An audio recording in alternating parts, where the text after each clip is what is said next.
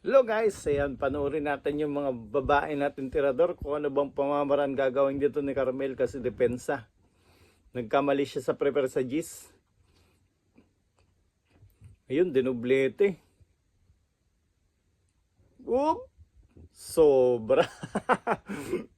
Malas konti kasi dumikit yung pamato sa Gis. Ayan, si Sophia anong gagawin dito kung idedepensa ba o titirahin? Tingnan natin guys kung anong pamamaraan nila dito.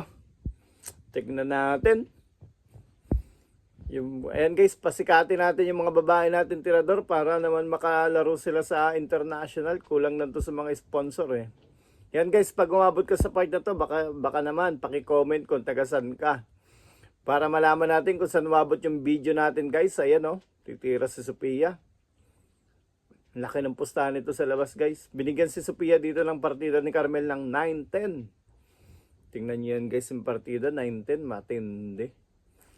Ibig sabihin, magaling to si Carmel.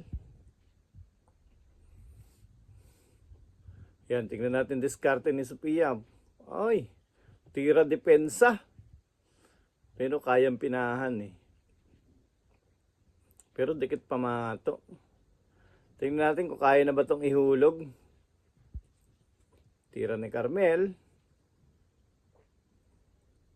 Uy, sobra. Sobra. Yan, tingnan natin kung anong mangyayari dyan.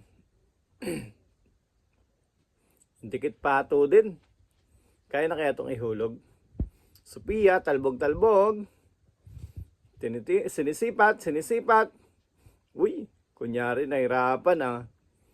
Baka puto niya nun eh, primbata eh. Yan, sinisipat. Bung! Lampas! Wow! Boom! Nahulog!